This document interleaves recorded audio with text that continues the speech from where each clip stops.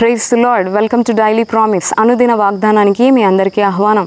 ఈరోజు దేవుని యొక్క వాక్యం మనం చూసినట్లయితే మొదటి సమూయేలు గ్రంథం 2వ అధ్యాయం 30వ వచనంలో ఒక శ్రేష్టమైన మాట ఈ విధంగా వ్రాయబడి ఉంది. ఏమని అంటే, నన్ను గనపరుచు వారిని నేను గనపరుచుదును, నన్ను తృణీకరించువారు తృణీకారం పొందుదురు. ఈ మాట దేవాతి దేవుడు మనకే సెలవిస్తున్నాడు. నన్ను ఎవరైతే గనపరుస్తారో వారిని నేను గనపరుస్తాను, నన్ను ఎవరైతే తృణీకరిస్తారో వారిని నేను తృణీకరిస్తాను అంటున్నాడు. ఈరోజు ఒక ప్రశ్న, నువ్వు దేవుని గనపరిచే వ్యక్తిగానే ఉన్నావా?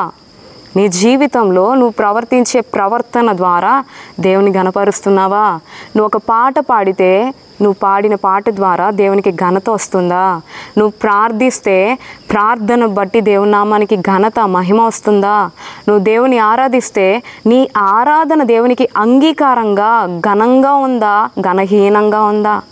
ఒక్కసారి ఆలోచించు. ఎందుకు ఈ మాట అడిగాను అంటే, ఈనాడు చాలామంది లోకంలో జరుగుతున్న కార్యాలు ఏంటి అంటే వారు గనపరుస్తున్నారు. ఎవరిని గనపరుస్తున్నారో వారికే అర్థం కావట్లేదు. వారు దేవుని గనపరుస్తున్నాను అని అనుకుంటున్నారు, కానీ చాలామంది లోకంలో వారి మటుకు వారే గనపరుచుకుంటున్నారు. వారి మటుకు వారే హైలైట్ అవ్వాలనుకుంటున్నారు. గాడ్ని హైలైట్ చేయట్లేదు, కానీ వారిని వారు హైలైట్ చేసుకుంటున్నారు. వారికున్న టాలెంట్స్ని చూపించుకోవాలనుకుంటున్నారు. వారికి ఇంత తలాంతులు, నాకు ఇన్ని టాలెంట్స్ ఉన్నాయి, నాకు ఇంత నాలెడ్జ్ ఉంది, ఇంత జ్ఞానం ఉంది, నేను ఇంత స్ట్రెంగ్త్ కలిగిన వ్యక్తిని, ఇంత లాజిక్గా నేను ఆలోచిస్తాను, అది ఇది అనుకుంటూ వారిని వారు గనపరుచుకోవాలి, మనుషుల దగ్గర గొప్ప చేసుకోవాలని లోకంలో చాలామంది ప్రయాసపడుతున్నారు. ప్రియ దేవుని బిడ్డ, ఈరోజు నీవు కూడా ఆ గుంపులోనే ఉన్నావా?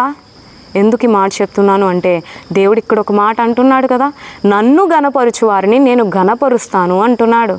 నువ్వు దేవుని గనపరుస్తే దేవుడు నిన్ను గనపరుస్తాడు. నీ మటుకు నువ్వు గనపరుచుకోనక్కర్లేదు. మన మటుకు మనం గనపరుచుకోనక్కర్లేదు. మన మటుకు మనం కనుపరుచుకోనక్కర్లేదు. మనుషుల దగ్గర మనం గొప్ప చేసుకోవాలని అనుకోనక్కర్లేదు. మనం ప్రభువుని మొదటగా గనపరిస్తే, ప్రభువుని గొప్ప చేస్తే దేవుడే ఆటోమేటిక్గా మనకి ఘనతని అనుగ్రహిస్తాడు.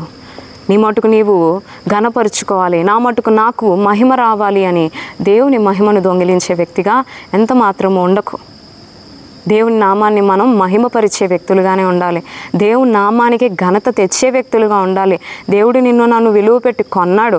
పాపులమని, నీచులమని, నిష్ప్రయోజకులమని, మనలో ఏ టాలెంట్స్ లేవని తెలిసి కూడా ప్రభు నిన్ను నన్ను కొన్నాడు. తన కృప ద్వారా రక్షించాడు. తన మహాప్రేమ చేత క్రీస్తుతో కూడా నిన్ను నన్ను బ్రతికించాడన్న విషయాన్ని గుర్తించి మనం మహిమపరిచేది, మనం ఘనపరిచేది కేవలం ప్రభువునే అన్న విషయాన్ని గుర్తించి మనం ఏం చేసినా దేవుని నామానికి మహిమ వచ్చేవారిగా ఉండాలండి. మనం దేవుని గనపరిస్తే దేవుడు మనల్ని గనపరుస్తాడు. మన మటుకు మనం గనపరుచుకుంటే దేవుడు మనల్ని ఘనహీనతకు కారణంగా మారుస్తాడు అన్న విషయాన్ని గుర్తిద్దాం. మనం భోజనం చేసినా, పానము త్రాగినా, ఏమి చేసినా దేవుని నామానికి మహిమ వచ్చేలా చేయాలంట. కాబట్టి ఈరోజు నీ జీవితంలో ఎంతవరకు నీ నామానికి మహిమ తెచ్చుకున్నావేమో, నీకు తెలిసి తెలియకుండా నీవు గనపరుచుకున్నావేమో, ఈ ఉదయకాల సమయం అందేనో ఒక్కసారి పరీక్షించుకో. దేవుని గనపరుస్తే దేవుడు నీకు ఘనతని ఇచ్చే వ్యక్తిగా, నిన్ను ఘనంగా ఉన్నతంగా ఆశీర్వదించే వ్యక్తిగా ప్రభు ఉన్నాడు. కాబట్టి దేవుని గనపరుద్దాం. దేవుని ఎవరైతే తృణీకరిస్తారో, దేవుని ఎవరైతే ప్రక్కన పెట్టేస్తారో వారిని దేవుడు కూడా ప్రక్కన పెట్టేస్తానంటున్నాడు. దేవుడే ప్రక్కన పెట్టేస్తే నా జీవితం ఏ పాటిది? ఎంతలో కనబడతాం? మన జీవితం ఏ పాటిదని?